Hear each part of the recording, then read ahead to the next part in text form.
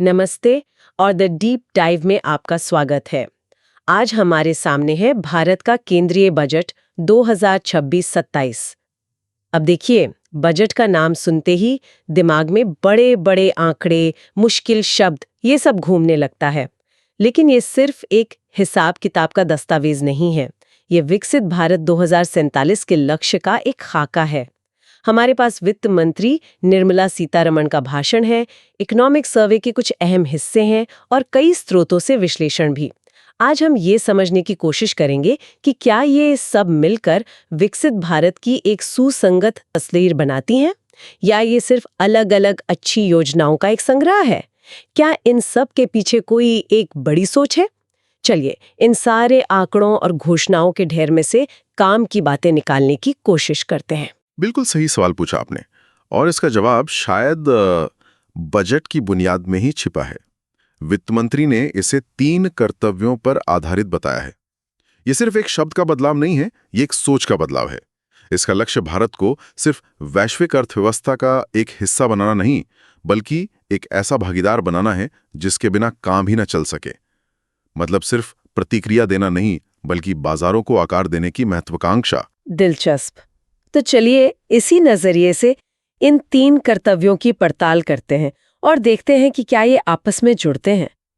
पहला कर्तव्य है आर्थिक विकास को तेज और स्थायी बनाना, और शुरुआत करते हैं सबसे बड़े और सबसे चर्चित आंकड़े से। पूंजीगत व्यय यानी कैपेक्स के लिए 12.2 लाख करोड़ रुपए। ये तो बहुत बड़ी रकम है। हाँ, और इसे समझना बहुत जरूरी है। कैपेक्स को आप अर्थव्यवस्था के लिए एक तरह का जिम इन्वेस्टमेंट समझ सकती हैं। ये तत्काल खपत नहीं है, ये भविष्य की ताकत और क्षमता बनाने के लिए किया गया खर्च है। जब सरकार सड़क, रेलवे, बंदरगाह जैसी लंबी अवधि की संपत्ति बनाने में निवेश करती है, तो वो अर्थव्यवस्था के लिए एक मजबूत ढांचा तैयार करती है। अच्छा। इससे न सिर्फ सीधे तौर पर रोजगार पैदा होता है, बल्कि यह निजी निवेश को भी खींच कर लाता है।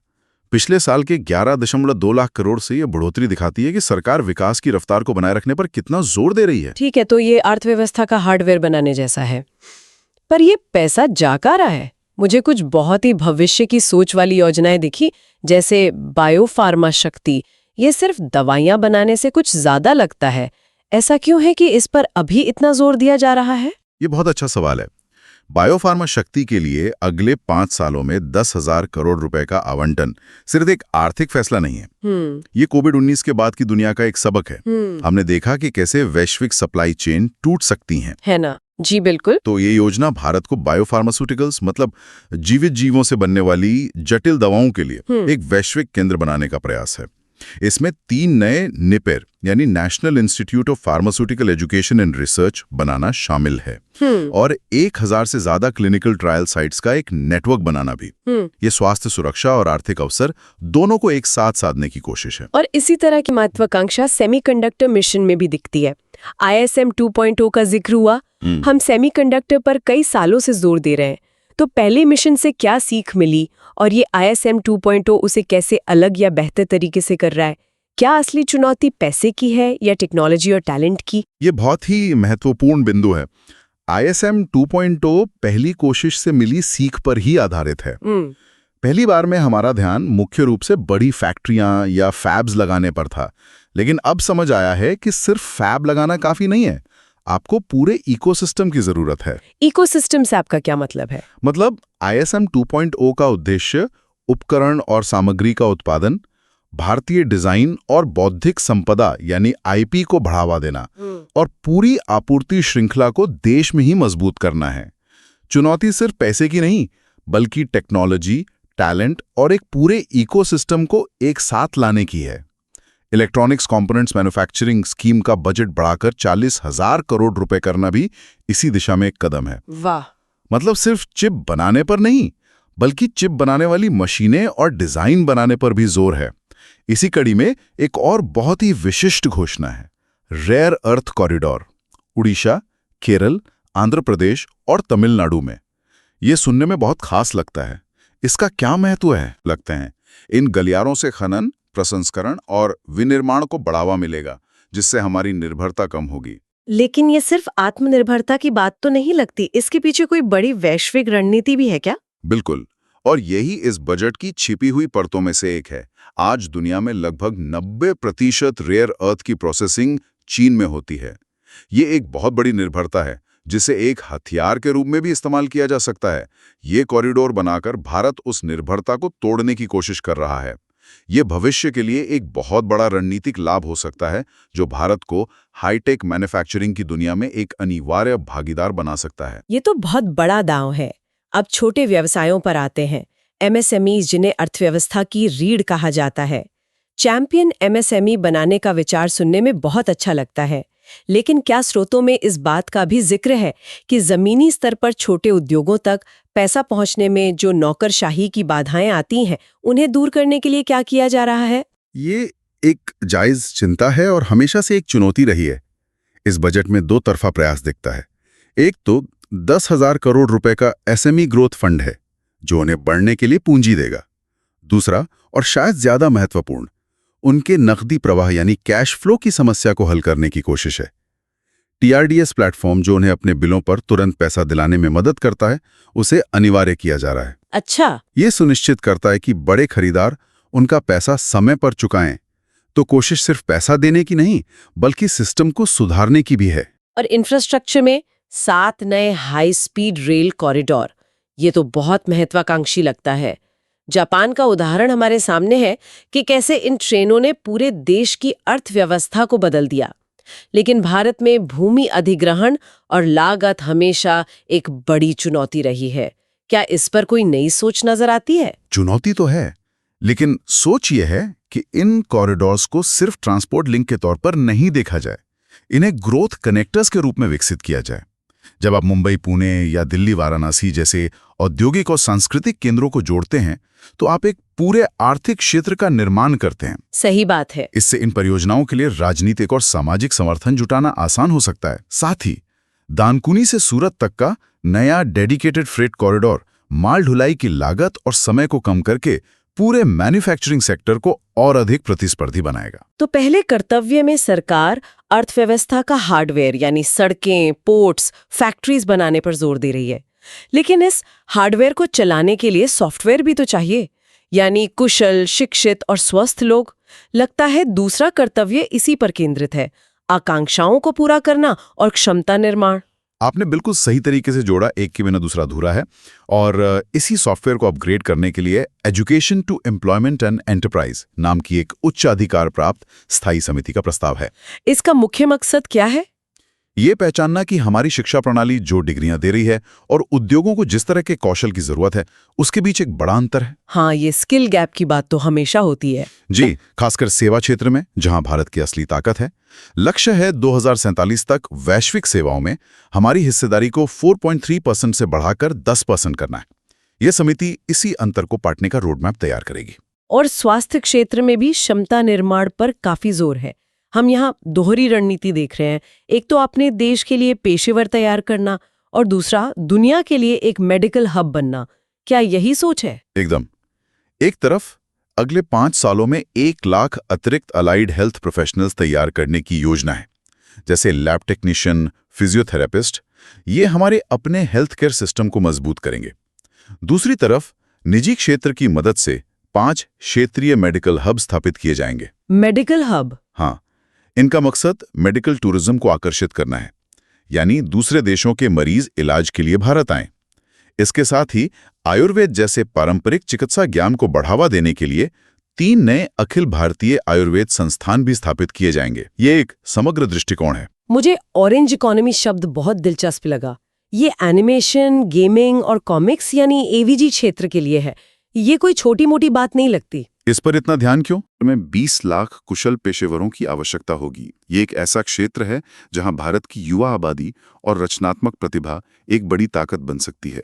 इसलिए सरकार 15,000 स्कूलों और 500 कॉलेजों में एवीजीसी कंटेंट क्रिएटर लैब्स स्थापित करने में मदद कर रही है। मतलब ये सिर्फ एक शौक नहीं, बल्कि एक बहुत बड़ा आर्थिक अवसर है। बिल्कुल। ये तो युवाओं को भविष्य की नौकरियों के लिए तैयार करने जैसा है।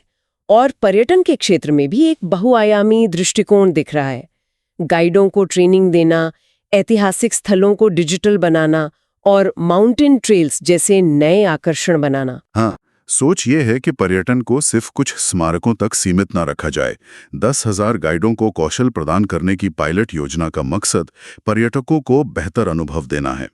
National destination digital knowledge grid हमारी सांस्कृतिक विरासत को संरक्षित करेगा और उसे दुनिया के लिए सुलभ बनाएगा। और हिमाचल और उत्तराखंड जैसे राज्यों में पर्यावरण के अनुकूल माउंटेन ट्रेल्स विकसित करने का मतलब है पर्यटन को देश के नए हिस्सों में ले जाना और इसे टिकाऊ बनाना। ठीक है, तो हमने आर्थिक हार्डवेयर की बात की, फिर इंसानी सॉफ्टवेयर की, लेकिन भारत जैसे विशाल और विविध देश में सबसे बड़ा सवाल हमेशा समावेश का होता है। ये विकास कुछ लोगों तक ही सीमित न रह जाए।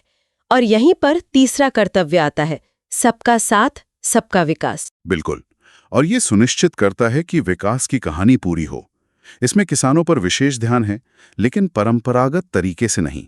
जोर किसानों की आय बढ़ाने पर है, जैसे तटीय क्षेत्रों में नारियल, चंदन, कोको और काजू जैसी ज्यादा कीमत वाली फसलों को बढ़ावा देना। ये किसानों को गेहूं चावल के चक्र से बाहर निकालकर बाजार से जोड़ने की कोशिश है। नारियल के लिए एक विशेष कोकोनट प्रमोशन स्कीम भी है, क्योंकि भारत दुनिया का सबसे बड़ा नारियल उत्पादक है और करीब 3 करोड़ लोग इस पर निर्भर हैं। यहाँ टेक्नोलॉजी की भी एक बड़ी भूमिका दिख रही है, भारत विस्तार नाम के AI टूल के साथ। ये जमीनी स्तर पर एक किसान के लिए असल में क्या करेगा? क्या उसका फोन उसे बताएगा कि कब कौन सा कीटनाशक डालना है? कुछ वैसा ही। भारत विस्तार एक बहुभाषी AI टूल है जो सरकारी डेटा, मौसम के पूर्वानुमान और मिट्टी की जानकारी को एक साथ लाएगा। यह एक किसान को उसकी जमीन, फसल और स्थानीय मौसम के आधार पर व्यक्तिगत सलाह देगा, जैसे इस हफ्ते बारिश की संभावना कम है, इसलिए सिंचाई अभी करें, या आपकी मिट्टी में इस पोषक तत्व की कमी है, यह वाला उर्वरक बेहतर रहेगा। इसका मकसद कृषि को अनुमान पर आधारित काम से हटाकर डेटा पर आधारित सटीक विज्ञान बनाना है, जिससे उत्पादकता बढ़े और जोखिम कम हो। और ग्रामीण महिलाओं के लिए शी मार्ट्स की पहल है। ये लखपति दीदी कार्यक्रम से कैसे जुड़ी है? ये लखपति दीदी कार्यक्रम का अगला तार्किक कदम है। लखपति दीदी ने महिलाओं को उत्पादन और कौशल में सक्षम बनाया। अब शी मार्ट्स यानी सेल्फ हेल्प एंटरप्रेन्योर मार्ट्स उन्हें बाजार तक पहुंच प्रदान करेंगे। ये स्वयं सहायता समूहों द्वारा चलाए जाने वाले सामुदायिक रिटेल आउटलेट होंगे। इससे बिचौलिए खत्म होंगे और मुनाफा सीधे उन महिलाओं की जेब में जाएगा। ये व्यक्तिगत उद्यमिता से सामूहिक बाजार शक्ति की ओर एक बड़ा कदम है। और दिव्यांगजनों के लिए भी लक्षित योजनाएं हैं, जो उन्हें सिर्फ सहायता नहीं बल्कि कौशल और रोजगार से जोड़ रही हैं। हाँ, दिव्यांग कौशल योजना और दिव्यांग सहारा योजना का फोकस कल्याण से आगे बढ़कर सशक्तिकरण पर है। उन्हें IT और हॉस्पिटैलिटी जैसे बढ़ते हुए क्षेत्रों में उद्योग प्रासंगिक प्रशिक्षण दिया जाएगा और साथ ही उच्च गुणवत्ता वाले सहायता उपकरण उपलब्ध कराए जाएंगे ताकि वे कार्यबल में पूरी तरह से भाग ले सकें। चलिए अब उन बड़े आंकड़ों पर आते हैं जो अक्सर हमें भ्रमित करते हैं। राजकोषीय घाटा, सरकार ने यहाँ क्या लक्ष्य रखा है? सरकार ने राजकोषीय घाटे यानी फिस्कल डेफिसिट को लगातार कम करने का अपना वादा निभाया है। 2026-27 के लिए घाटे का लक्ष्य सकल घरेलू उत्पाद यानी GDP का 4.3% रखा गया है, जो पिछले साल के 4.4% से कम है। यह एक सतत राजकोषीय समेकन के रास्ते को दर्शाता है। लेकिन यहाँ एक बड़ा नीतिगत बदलाव भी है। अब सिर्फ हर साल के घाटे पर नहीं बल्कि कुल ऋण के GDP अनुपात पर ज्यादा ध्यान दिया जा रहा है। इसका क्या मतलब है? क्या सरकार ये कह रही है कि हम 1-2 साल थोड़ा ज्यादा खर्च कर सकते हैं जब तक कि हमारी लंबी अवधि की उधारी नियंत्रण में रहे? क्या ये वैश्विक अनिश्चितता को देखते हुए ज्यादा यथार्थवादी नजरिया है? आपने बिल्कुल सही पकड़ा। ये एक बहुत ही महत्वपूर्ण और परिपक्व नीतिगत बदलाव है। सरकार का लक्ष्य 2030-31 तक केंद्र सरकार के कुल ऋण को GDP के 50% तक लाना है। यह निवेशकों और रेटिंग एजेंसियों को एक स्पष्ट दीर्घकालिक संकेत देता है कि सरकार वित्तीय अनुशासन के लिए प्रतिबद्ध है। यह हर साल के घाटे के आंकड़े पर बहुत ज्यादा टिके रहने के बजाय सरकार को थोड़ी लचीलाता देता है। अच्छा, अगर किसी साल अर्थव्यवस्था को ज्यादा समर्थन की जरूरत है तो सरकार थोड़ा ज्यादा खर्च कर सकती है, बशर्ते कि वो लंबी अवधि के अपने लक्ष्य पर कायम रहे। ये विकास की जरूरतों और वित्तीय स्थिरता के बीच एक बेहतर संतुलन बनाता है। तो कुल मिलाकर अगर हम अपनी शुरुआती चर्चा पर वापस जाएं, तो ये बजट 3 कर्तव्यों के माध्यम से विकसित भारत 2047 के लिए एक महत्वाकांक्षी एजेंडा तय करता है। कैपेक्स के जरिए आर्थिक हार्डवेयर बनाना, शिक्षा और स्वास्थ्य के जरिए सॉफ्टवेयर यानी लोगों की क्षमता का निर्माण करना और सबका साथ के जरिए ये सुनिश्चित करना कि कोई भी पीछे ना छूटे। ये एक जुड़ी हुई कहानी लगती है। बिल्कुल, ये सुधारों की गति को बनाए रखने का एक स्पष्ट इरादा दिखाता है, जिसे सरकार रिफॉर्म एक्सप्रेस कह रही है। ये केवल एक वार्षिक लेखा-जोखा नहीं है, बल्कि एक दीर्घकालिक रणनीति का हिस्सा है, जो भारत को एक विकसित राष्ट्र बनाने के लिए जरूरी संरचनात्मक बदलावों पर केंद्रित है। इस पूरी चर्चा के बाद एक विचार मन में आता है जो इस सबको एक बड़े वैश्विक संदर्भ में रखता है। इकोनॉमिक सर्वे में एक बहुत ही शक्तिशाली बात कही गई है कि आज के वैश्विक माहौल में जहां व्यापार को एक हथियार के रूप में इस्तेमाल किया जा रहा है और संरक्षणवाद बढ़ रहा है, भोली भाली वैश्वीकरण का दौर समाप्त हो गया है। ये एक बहुत ही महत्वपूर्ण बिंदु है और शायद इस पूरे बजट का सार भी। सर्वे का तर्क है कि इस नए युग में जहां हर देश पहले अपने हितों को देख रहा है, स्वदेशी सिर्फ एक नारा नहीं बल्कि एक अनुशासित और अनिवार्य रणनीति है। यह बजट अपने घरेलू विनिर्माण पर जोर, रेयर अर्थ कॉरिडोर जैसी रणनीतिक पहल और सप्लाई चेन को मजबूत करने की कोशिशों के साथ शायद उसी दिशा में एक ठोस कदम है। यह सिर्फ एक आर्थिक दस्तावेज नहीं है, बल्कि एक बदलते हुए विश्व में भारत की स्थिति को फिर से परिभाषित करने का एक प्रयास है, एक प्रतिभागी से एक अनिवार्य भागीदार बनने की ओर।